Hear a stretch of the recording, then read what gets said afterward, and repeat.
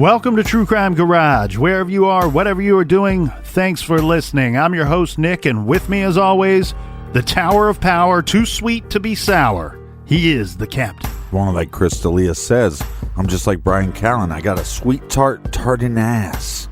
It's good to be seen, and it's good to see you. Thanks for listening, and thanks for telling a friend.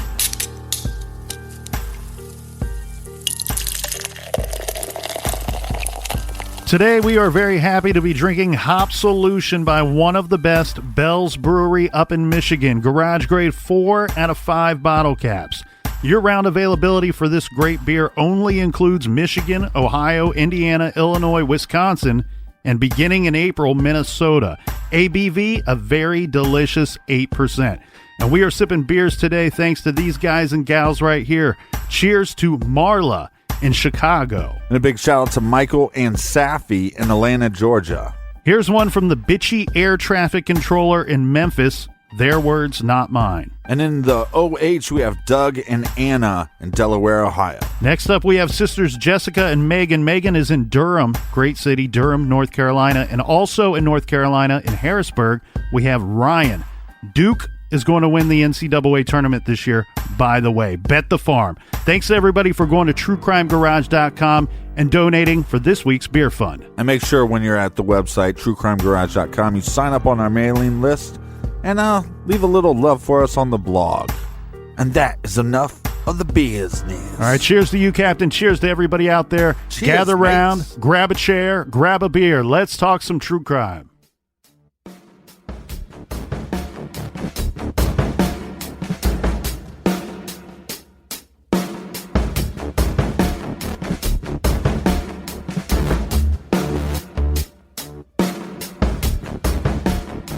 On yesterday's show, Captain, we started off by going through the timeline of events of late 2010 regarding the missing 3 boys, regarding the missing 3 Skelton brothers. Where we left off is talking about what's going on with John after this situation. So we do know that John is locked up, but during his lockup, he and Tanya, they do get a divorce. And John gets charged in the disappearance of his kids and gets sentenced to 10 to 15 years for unlawful imprisonment of his children. He goes to prison for this. February 1st, 2011, police announced that the Skelton brothers' missing persons case is now a murder investigation. The chief of police, Larry Weeks, said, quote, he wanted to put an end to false hope. In November of 2013, the Morenci police turned the investigation over to the Michigan State Police. And then there was this. On December 18th, 2017, Michigan police are investigating whether the partial remains of 3 children found in a shed of a rental home in Missoula, Montana, could belong to the brothers missing for more than 7 years at this point. The remains, which included fragments of bones and teeth, could be those of the brothers Alexander, Andrew, and Tanner Skelton, who went missing in Michigan in 2010. Investigators set out to determine whether this discovery would finally solve the mystery. A few things we need to discuss regarding this discovery. 1. The experts believe the ages of the boys could be consistent with the remains found. Police in Missoula found the remains in the shed of a rental home after cleaners reported them to the police in September, according to the Missoulan. That's a local newspaper. Right. A spokesperson for Missoula Police Department, Sergeant Travis Welsh, told the outlet there is no suspect, but they did want to interview a specific person. It was reported that a tenant was evicted from the home over that last summer. When a cleaning crew was brought in, workers found a box containing teeth and bones. According to the Associated Press, an anthropology professor at the University of Montana estimated that the ages of the remains, of the children's remains that were found, were to be 2 to 4 years old, 5 to 8 years old, and 6 to 10 years old. Right, meaning that if John did give them to somebody and they took them out to Montana, then they killed them there, or maybe that John killed them and then gave them to somebody that took them out there to be buried or to be hidden or whatever, but they would have been dead roughly about the ages they went missing. Correct. Now, the tricky thing, though, however, is there is no known link between the Skelton boys and anyone in Montana. Right. And as you were pointing out, we have to remember law enforcement tracked John Skelton's phone. They believe they know his movements and his whereabouts during the time in question. And this location, it's like a 25-hour drive from Morenci, Michigan to Missoula, Montana. So for these remains to be the Skelton boys, somebody else would have had to have been involved. Right. All right, but this is pieced together from some articles, so we'll get back to the article here.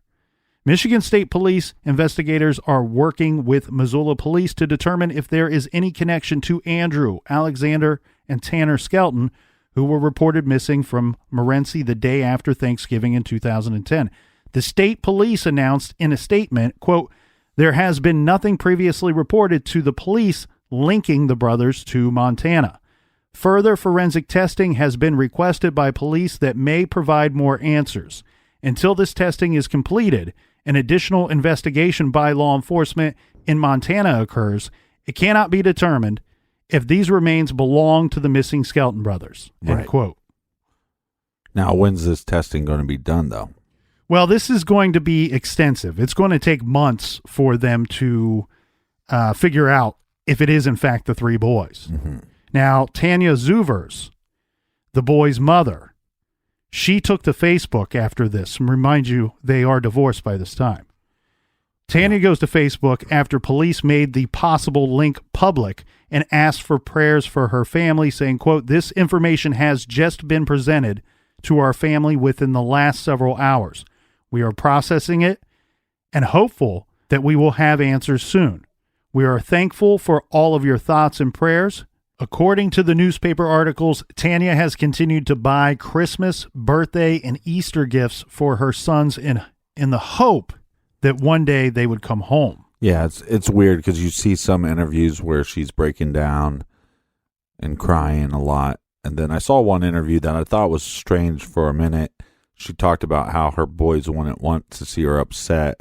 Her boys wouldn't want to see her stop living life, not progressing in life. Mm-hmm. So she's been trying to do that. I thought that was very strange at first until you see the multiple interviews where she is breaking down, where she can't control it. So, I would assume that at some point when you break down that often, you'd have to tell yourself, hey, I got to do this. Maybe it's not for me. Maybe it's for my children.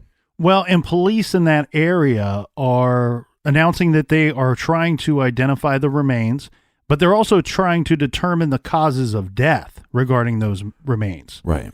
And they state, quote, "We are working with the National Center for Missing and Exploited Children and other missing persons databases to see if that's a possibility," a spokesperson for the Missoula Police Department told KPAX TV. They also added, quote, "The thing is, there are missing children all over the world. Mm-hmm. And the thing in this case, we don't know that this particular case is isolated to the city of Missoula. We don't know where the bones came from and if they were transported from one area to another and then ended up here." You have, like you said, similar ages, and the fact that there's three boys. There's how many cases are like that? The percentage goes down a lot. The remains have been sent to the University of North Texas Center for Human Identification for DNA testing, which runs the National Missing and Unidentified Persons System. So it took some time, as we stated, and I think it was about 6 months for answers to be found regarding the remains in Montana. Here are their findings. The teeth and bone fragments found inside a shed at a Missoula house in September are more than 99 years old, according to a report from a national forensic lab. Missoula County Chief Deputy Coroner Lieutenant Jace Dickin said the Center for Human Identification has concluded that the bone fragments and teeth are archaeological in nature and at least a century old. The report stated that they likely were buried somewhere else for some time before being unearthed. So this is don't got him, right? Yeah. Don't got him. And it makes me go back to what John's family says.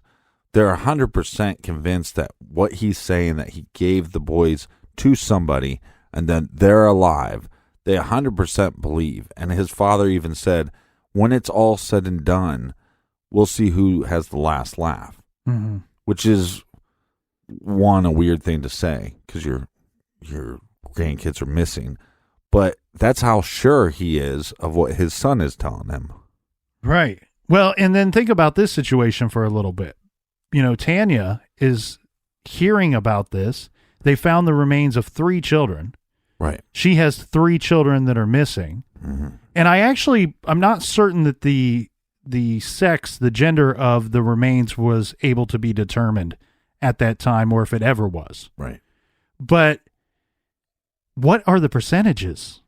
You know, I mean, we talked about that when we covered the body barrel case. Right. Where you have multiple people that are missing and then multiple people that are found, their remains are found.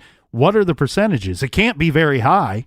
It can't be very high. So then she's this poor woman sitting there wondering, that's got to be the absolute hell of the parent of a missing child or missing children to hear this information and go, it could be them. I don't know. Nobody knows for certain. Yeah, but and it's going to take, because of science, it's nobody's fault. Right. It's going to take months before they can give me an answer. It's going to take 6 months, 6 to 8 months, I think was the original estimated time that they expected to. Yeah, but if you don't find these and you don't have a test coming up, then you have no end date of possible answer. Right. And that's your real hell, is when you just don't know. I mean, there's so many parents that have their kids go missing and they'll say, look, we've kind of given up hope at this point, but we still want to know. So they'll take the death, but tell us why and how it happened. They'll take that over not knowing anything. Well, and I remember when this story broke about the remains being found in Montana, because we had many people that requested that we cover the Skelton brothers case before those remains were found. Right. And then when that happened, we were getting even more requests to cover the Skelton brothers case.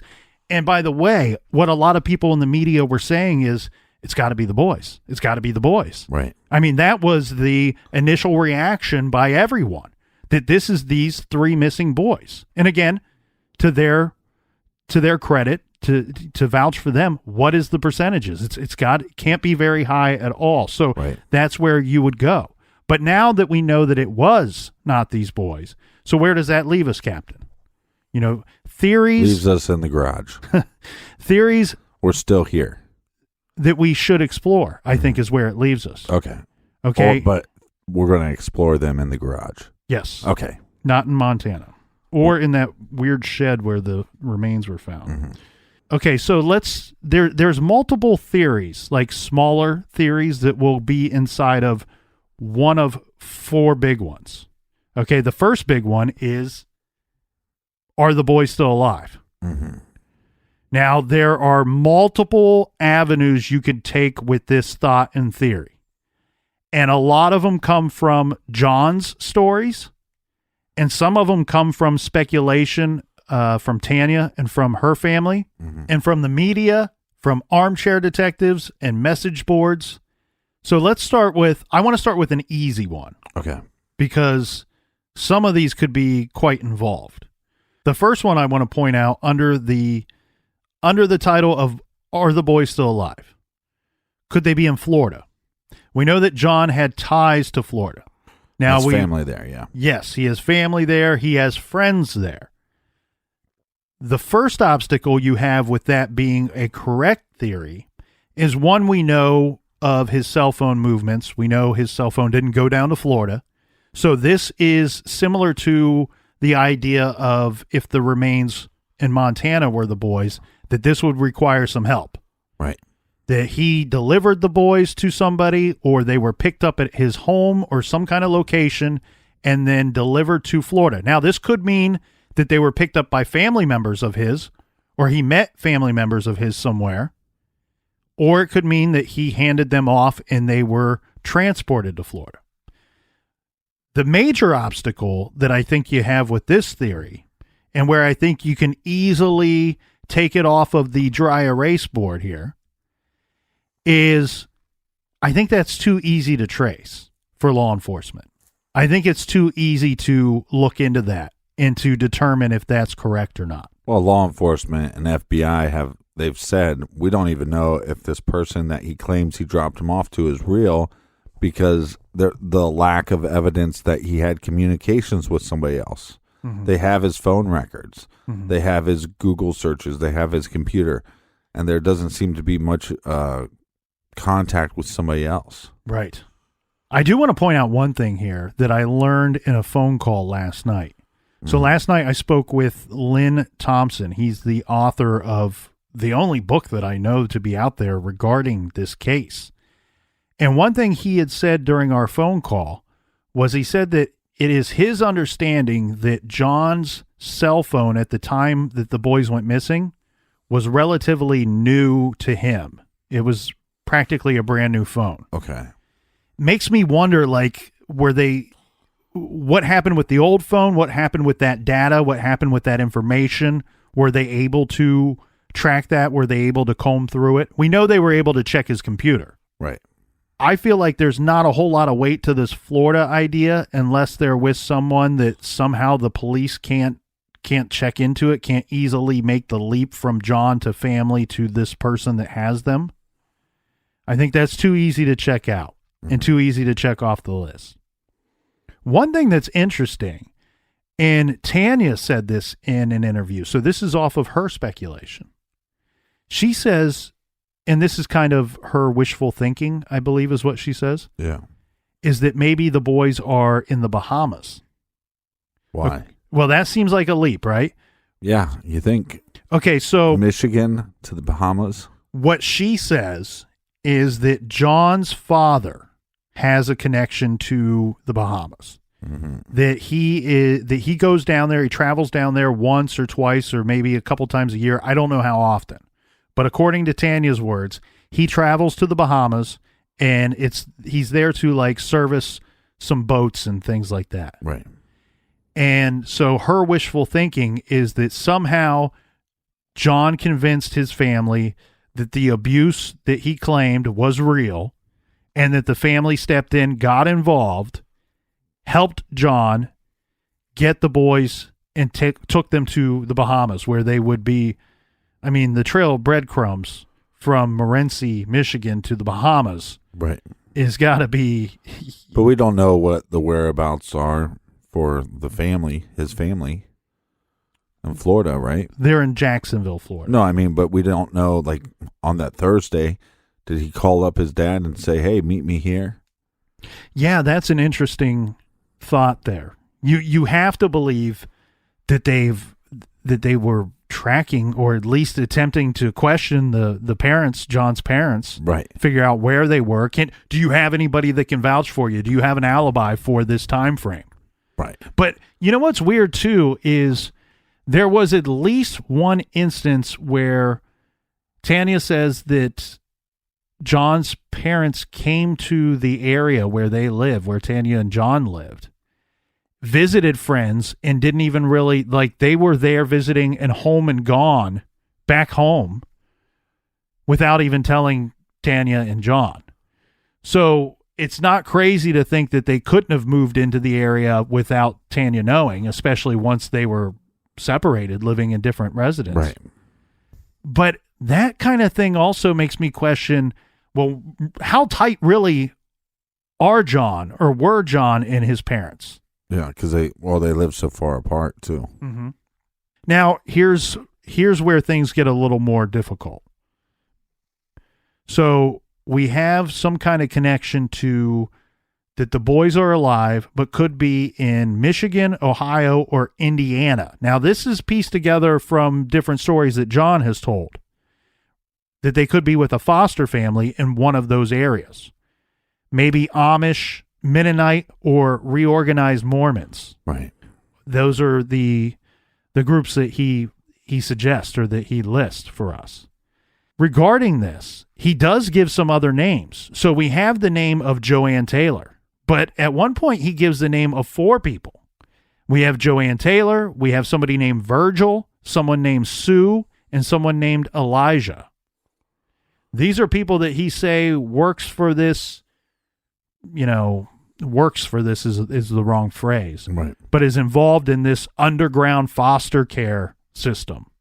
That the boys were being abused, and he entrusted these 4 people to assist him to get the kids to safety, where they could go out and live and grow and become adults and then go off on their own. We talked about all the cryptic messages. There's another quote that he has, and I think he's repeated this a few times. Okay. And this is in reference to the 3 boys. They will hibernate until they graduate. They will hibernate until they graduate. Right.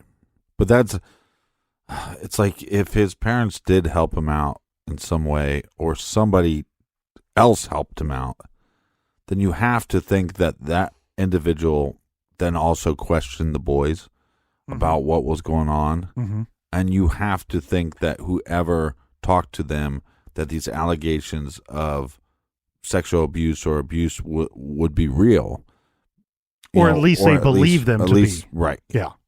And then then you wouldn't be coming forward to the authorities, because look what they did to John. John said, hey, I gave him to somebody, and they arrested him. Mm-hmm. Yeah, and you hope and you just have to pray that there's not somebody out there sitting somewhere that assisted John Skelton only to later believe that the abuse was not real and then refuses to come forward because they're afraid of being imprisoned for that action. Right. I mean, if I could talk to that person, I would beg them, please just come forward, tell us what happened, or produce the boys. And well, the boys are so big now that it's like they could be getting on the internet. They could be reaching out for somebody eventually. Yeah. I mean, the oldest boy was 9 at the time of the disappearance in 2010. And I don't have their birth dates right in front of me, but they're all towards the end of the year, the later part of the year. Yeah. So they all would have had birthdays at the end of last year in 2018, right? So yeah, one of them, the oldest boy, would be 17 years old, going on 18. I do think if they're with the Amish, because they had some reporters actually go talk to the Amish about this, that anything like in Ohio or Michigan, that those Amish communities would have known that these boys were missing, and they would have probably contacted police. Did you listen to the Shattered podcast? No, I didn't have a chance to. Well, you know what was interesting? So for those that don't know, it's Shattered podcast. It's created by a group of people that work for Channel 4 News up in the Michigan area. Right. And they've taken on a few different Michigan cases. This is one of the cases that they looked into. And one of the most interesting portions of their coverage of this case that I thought was what you just referenced there about people going out and interviewing Amish people and finding out, one, were you aware of the disappearance of these 3 boys? And 2, what is your opinion? Would an Amish person help in regards to the situation? Right. Help foster these boys. And I found it fascinating. They interviewed just two families, I believe it was, but both of them had the same answer. And it was, yes, we would help if we thought that these boys needed help. We would take care of them. We would feed them. We would keep them warm. But during that whole process, we would notify the police and say, hey, I got these 3 kids that somebody dropped off to me. Which you should do. Right. Everybody should do. And it's not that I question that they wouldn't, but it was interesting to hear these reporters and people go out of their way to confirm, would this be something that Amish people or people from any other walk of life would do? Right. The other thing here regarding this, though, where there could be some weight to this theory and to this version of John's stories, is if they are in Michigan, Ohio, Indiana, where, I mean, those states all touch each other. They're all very close, right? Mm-hmm. So we know that John's cell phone went to Holiday City, Ohio.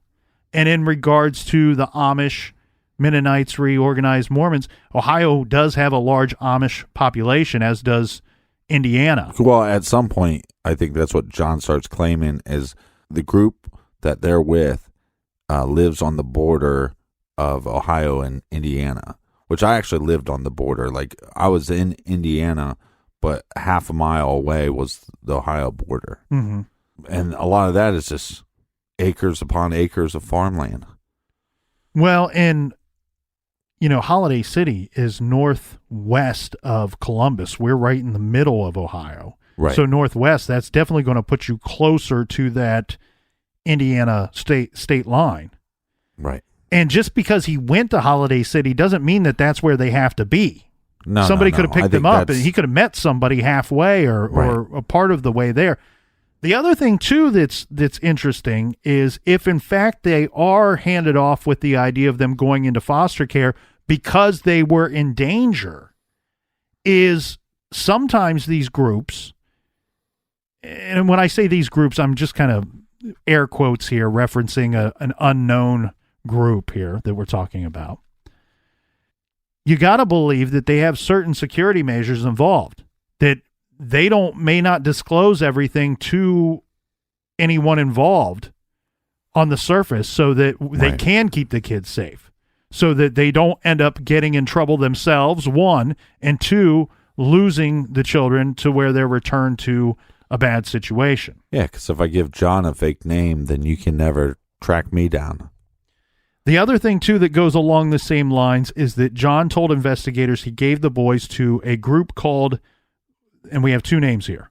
One is United Foster Outreach and Underground Sanctuaries. Mm. As everything that I could find, public statements by law enforcement, no such group was found to exist.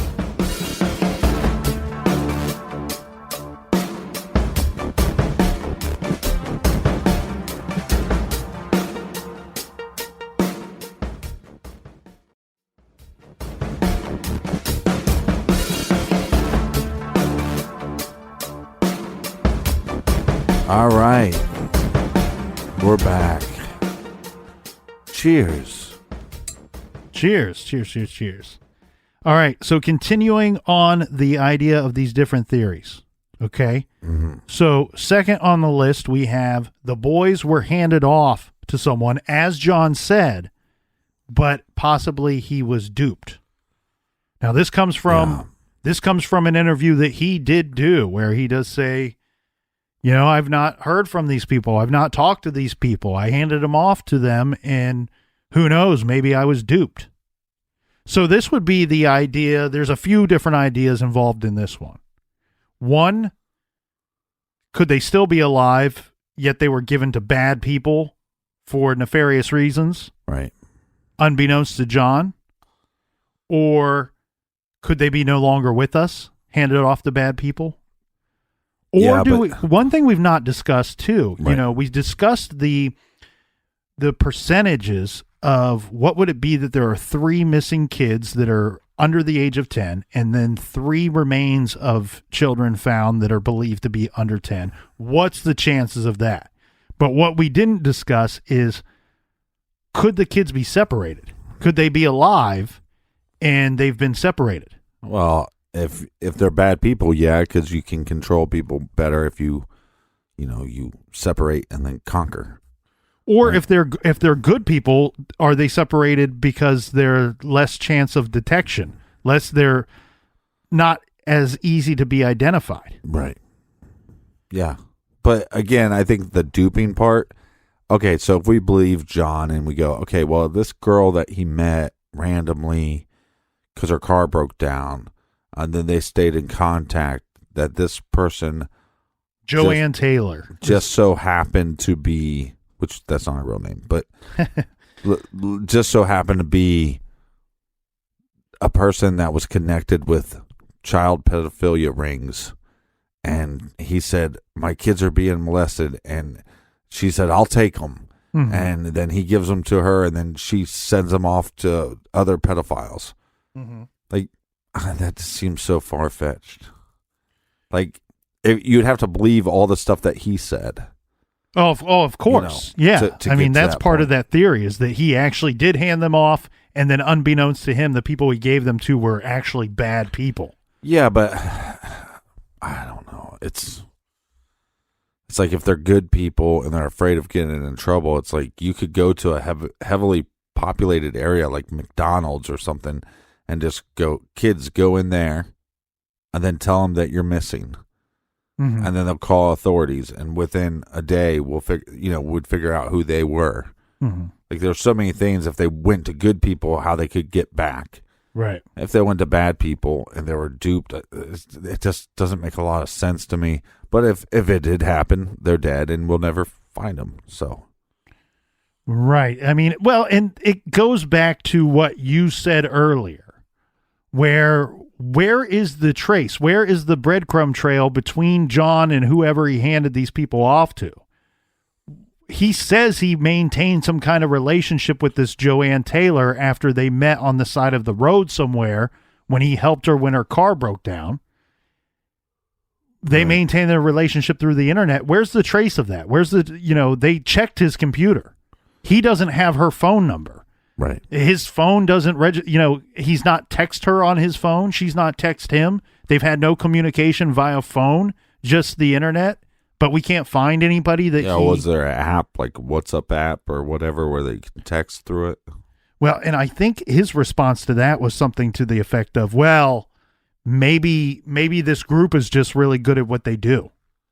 They're the ones that clean this. Yeah, they cleaned it all up. They cleaned it all up, and there's no trace of them because they're like ghosts. They're like phantoms. I didn't break anything in the house. They broke it. That's what happened. I was asleep. They must have went into the house and took my cell phone and then drove down to Ohio. Mm-hmm. He has a story. He has an explanation for everything. And look, if we had my way, would have that game show called the Psychotic Clown Interrogators, right? Mm-hmm. And we'd have a bunch of psychotic clowns in a room with John right now getting answers. It's just, Well, that's interesting too, because you have a couple of different thoughts that I go to when I think of that. One, in the statement that he has an answer for everything. That's a very fair statement. He comes up with a nice story for everything that you throw at him. Right. And sometimes what's the most damn frustrating thing out there is that sometimes he just goes, I can't tell you that. Yeah.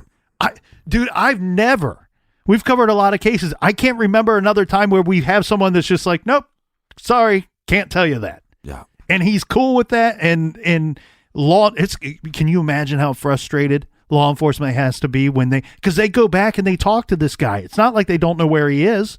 They go back and talk to him periodically. What's going on, John? Tell us what really happened, John. And sometimes he gives them a story, and other times he just goes, can't tell you that. Well, I tell him, John, every time you tell me you can't tell me something, I'm going to break one of your ribs.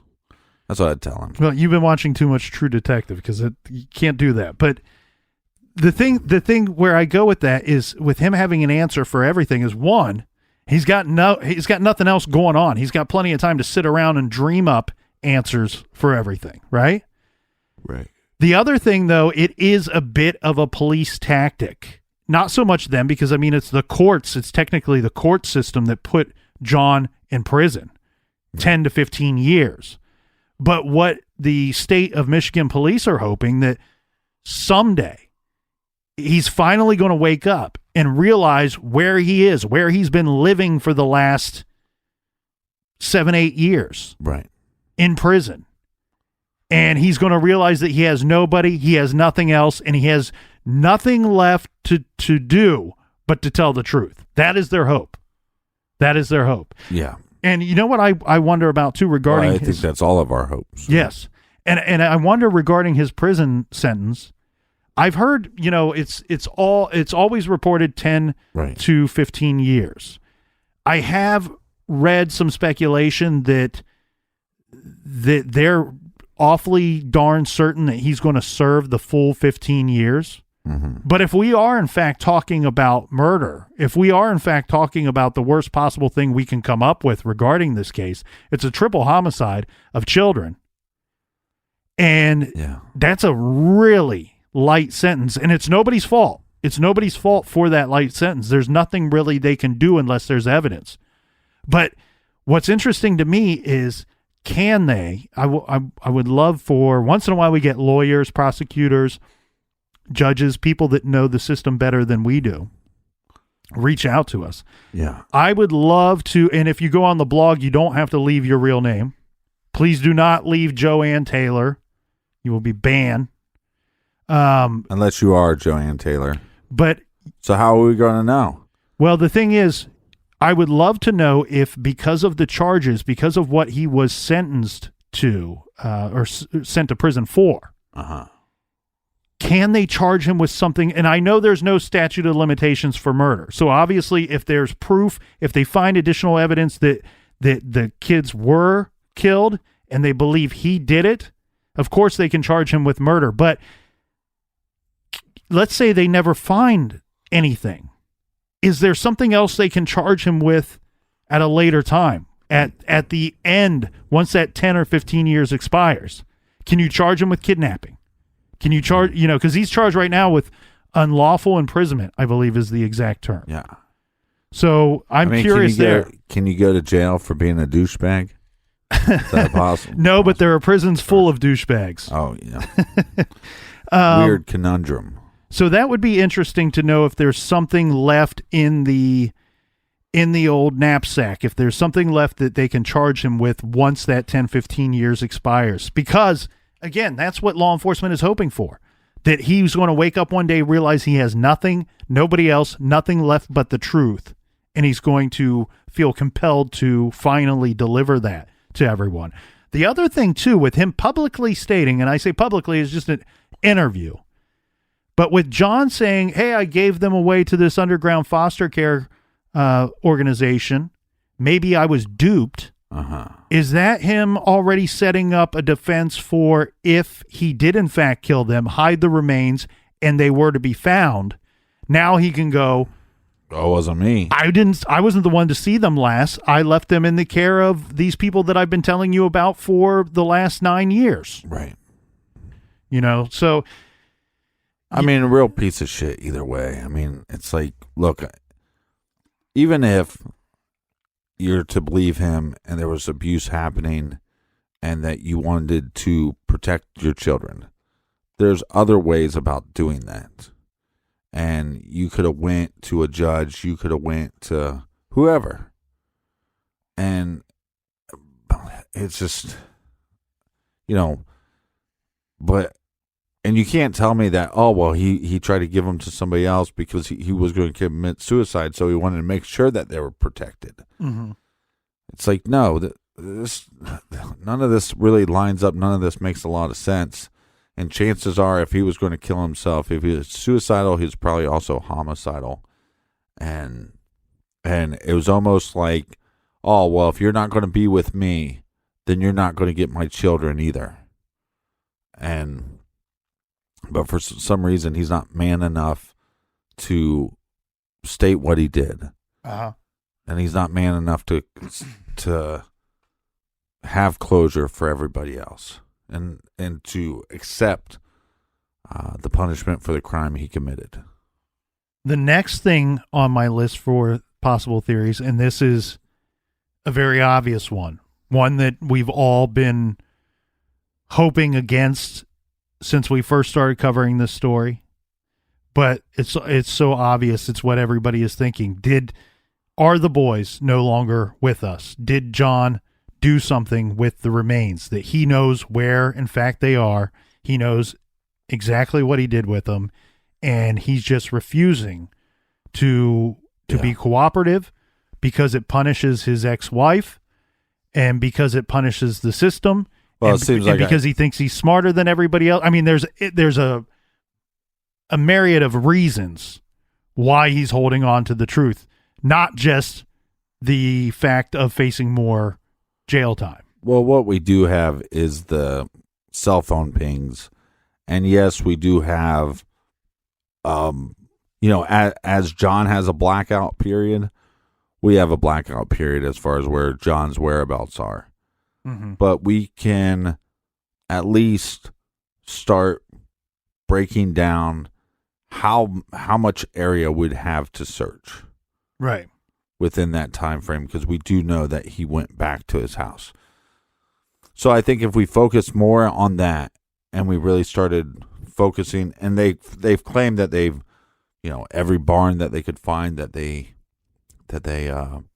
searched through and all this stuff, and yes, it's been 7 years, but it's like I think they could do that. That's your key. If you could double down on those searches and that area, I think that's the key to getting answers to this case. Well, and that's what today's author of this week's recommended reading suggests in his book, is that look at the area that we know his phone to have been. Right. For that 76 minutes is what Lynn calls it. And Lynn has actually been heavily involved in the search efforts and also involved in trying to really narrow that down to a specific location. Mm-hmm. And he's saying, I'm going to keep working on this. I'm hoping that I can narrow it down to about, I think he said 200 acres, which is still a lot of land. It's not that bad. It's not that bad considering, you've done the Google Map flyover of this area of Holiday City. They need to take the word city out of Holiday City. It's not a city. It's a tiny little thing that you just pass through, and you don't even know that you passed through it. It's no need to talk shit about Holiday City. No, they're not there to blame anything, but what I'm trying to point out to everybody listening is that this small little, if it is even a 2 traffic light town, it's surrounded by a lot of open area, right? A lot of rural area. And so Lynn Thompson is, and to give credit where credit's due to the people that volunteered to search for these boys, be it in Michigan, be it in Ohio. Yeah. The search effort, according to Lynn, was not fake. It wasn't just something that sounded good for the papers. It was real. It was the real deal, and it was massive. It was massive. And they looked hard and long for these 3 boys. The fourth thing that I have on my list is kind of the most kind of out of the box one of all the possible theories, I think. Uh-huh. But we kind of touched upon this a little bit earlier. What if John had a complete break with reality? Right. What if he handed off the kids to somebody? What if he did something terrible and they're no longer with us, but he doesn't know? Yeah. He doesn't know because he had a straight up break with reality. Mm-hmm. Is that the black hole, the big empty space that he referenced?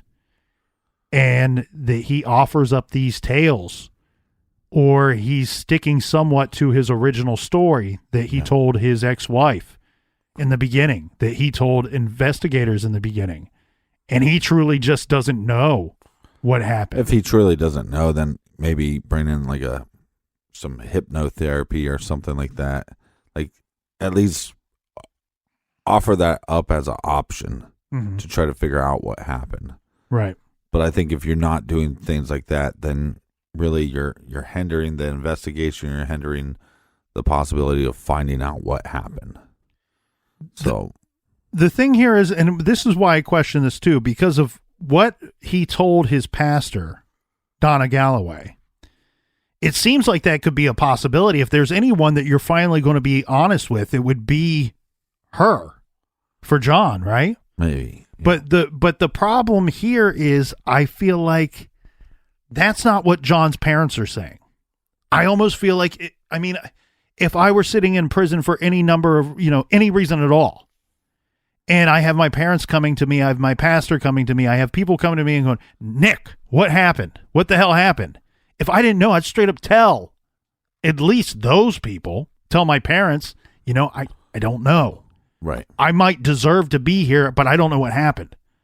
And what we have his parents saying, on record saying, is that they believe part of their son's story, at least part of it, that there could have been some abuse, that the boys are alive, and that John gave them to somebody. Yeah. Yeah. So that makes me question this. If he does not know, I almost feel like by this time, with the amount of time that has passed, that we would probably have that or some form of that statement from him. Yeah, it seems like the more you dive into this, the more questions that come out. And one of my initial questions that we never really discussed is, are we for sure that these 3 boys are his? You know, that's the claim from the mother and then obviously the father. But I mean, I just get a sense when I look at these 3 boys that these 3 boys are half siblings. That's the sense I get. And has anybody looked into that angle? Well, it's an interesting thought to ponder. When I look at the pictures of the 3 boys, and there's plenty of them available, plenty of these pictures available on the internet, so anybody can look them up, and I'm sure we'll put a couple on our website as well, in hopes that somebody might recognize them, be able to provide some kind of information. The 2 of the boys look very much like John to me. This is just my own opinion. And one of the boys looks very much like their mother, like Tanya. Yeah. I think it is an interesting question to ponder. I don't know what that really means for the state of our case, because where my thoughts lie, and look, man, the whole time I was researching this case, the whole time I was looking into this, and I'm sure you felt the same way as I did. I actually started off hopeful. And for the first day or so, I was sitting there going, you know what? It's probably an unpopular side to be on. It's definitely against my better judgment. But for about 24 hours, the first 24 hours of looking into this thing, I'm like, I think they're alive. My brain tells me that that's probably not the case, but my heart was telling me these boys are alive, that he did hand them off to somebody. I try not to do that anymore. I try when we go into these cases, I'm blank slate, and whatever I read and whatever rabbit holes it takes me down, I try not to ponder too far into it. I like for it just to tell me what I'm supposed to know, whatever that may be, if that makes any sense. Mm-hmm. Makes a lot of sense. The thing that I can't get over, and this is why I'm not as hopeful as when I started off, is giving them away does not make a lot of sense. And what I mean by that is I understand his side of his story is, look, they were being abused. I did this in their best interest. I get that, John. The problem is you're so out of control with what then happens or could happen to them once you hand them off. Right. It just doesn't ring true to me.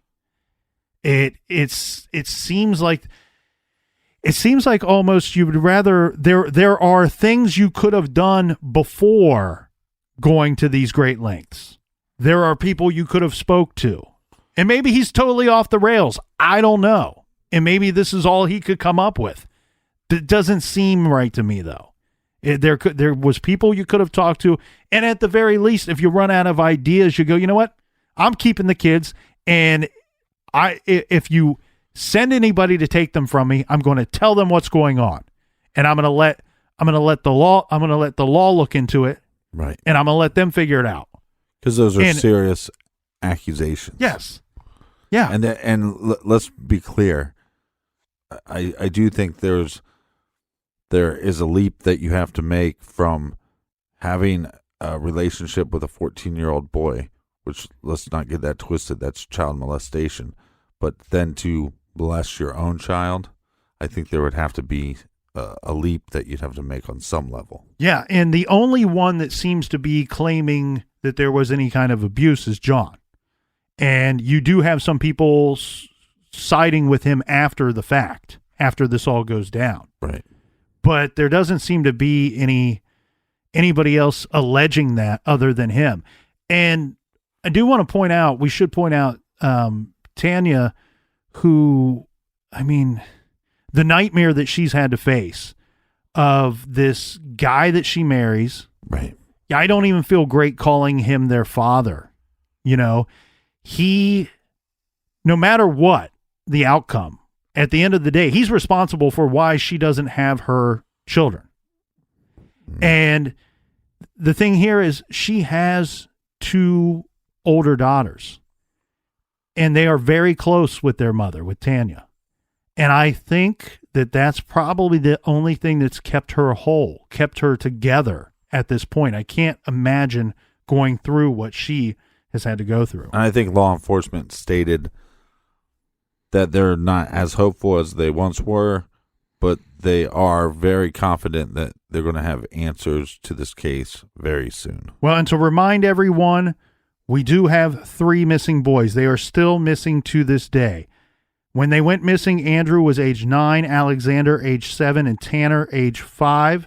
They're still missing. The family is seeking help in searching for them.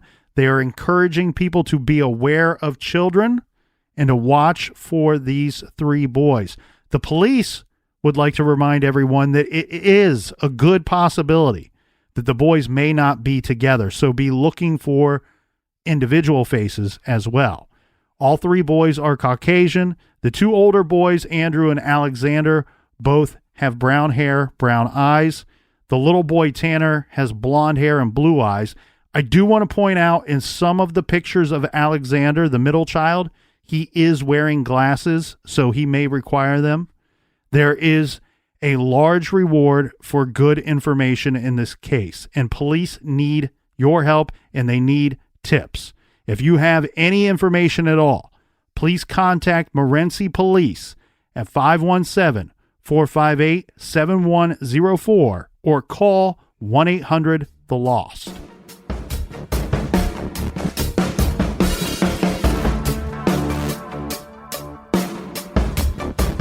Do we happen to have any recommended reading for this week? Actually, we do, and it actually came out just a few weeks ago. It's a really good book. It's the only book that I could find on this particular case, on the Skelton brothers case.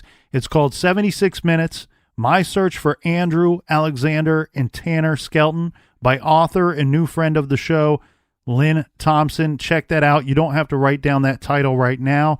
You can go to truecrimegarage.com, click on the recommended page, and we have lots of books, including 76 Minutes by Lynn Thompson, listed right there for you to check out. Make sure you check out our weekly bonus show, Off the Record. That's on Stitcher Premium, $5 a month. That gets you our show plus every show on Stitcher Premium, so it's a great deal. It's like the Netflix for podcasting.